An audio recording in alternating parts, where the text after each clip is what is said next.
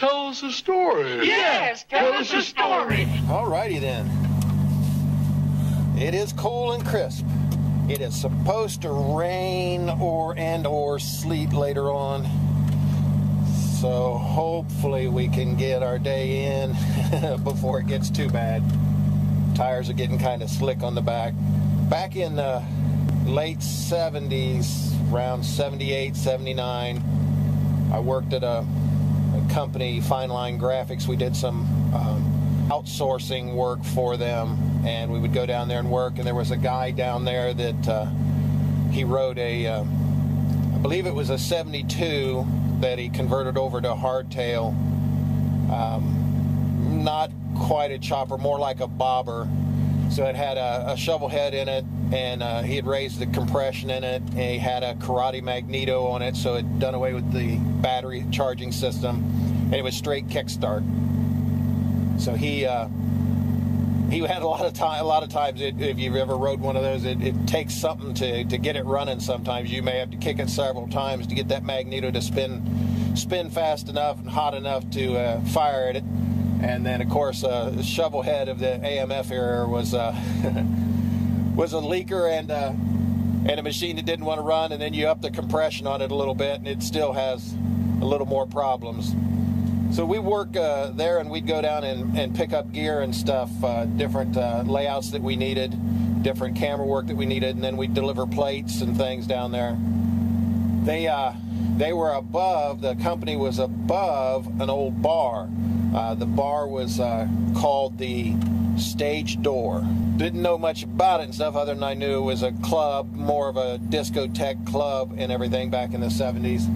He was pretty hardcore rider, and he rode, you know, weather, shine, rain, whatever, and he rode way into the winter, and then he had an old truck that he would drive when it was real bad winter. But when he was riding, you know, he wore boots, he wore leather chaps and everything like that, and jeans under the chaps, and you know, pretty good jacket and everything. He didn't wear a helmet, but you know, he wore other gear. So we'd get done late at night. It'd be 2, 3, 4 in the morning sometimes before we'd get out of there, and then take all everything that we prepped up to the company to be plated up and printed. One night he was out there, and he told me this story afterwards, but one night he was out there, and he said it was probably 3:30, and the bars and stuff in Dayton are supposed to be closed down back then. I think it was at 2. He was out there, and he was leaning over his scooter and stuff, because you had to stand off to one side to kick it to get it to go enough. He said if you stood on it, straddle it, and was trying to kick it, the compression was so high sometimes it would kick back and nearly break your leg or toss you over the handlebars. He was out there kicking it, and it's hard. He's kicking it, bloom, bloom, bloom, bloom, bloom. And he said it just wasn't doing it. He said, and he looked up at the back of this club, because he was parked right next to it. And at the back of this club, there was a woman standing there in a dress and everything looking at him. And he was kicking it, and he was leaned over this bike, kind of cockeyed over it, leaning over the bike, his butt in the air, trying to pump. And he said he looked up again, he took a breather, lit a cigarette, looked up again, there was 2 of them standing there. And he smiled and he waved and stuff. And he took a break and went to start pumping it again, hit it a couple more times, still nothing.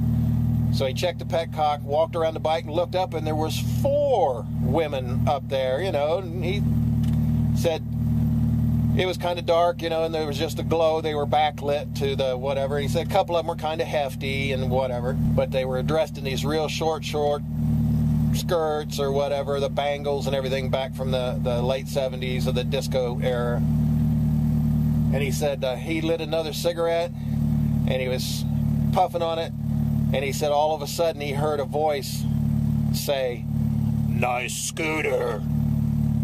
He looked up, and he said his eyes cleared a little bit, and he said they weren't women.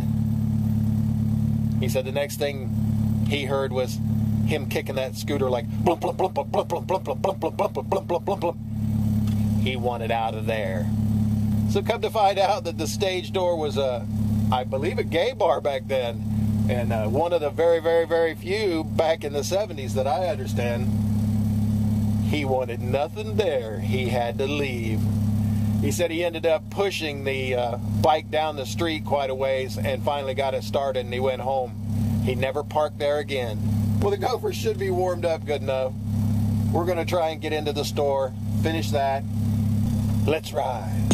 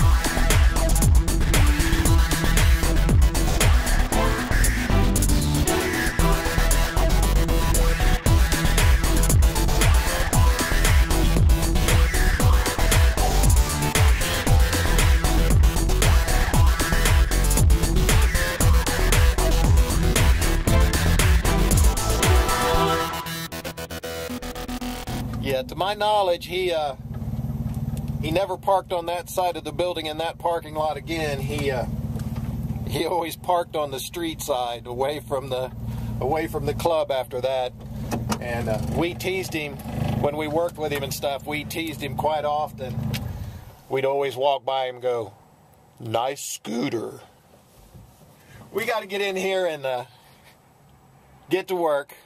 We're going to put in our day. Have some fun. See ya! Story time is over! Damn, that was annoying.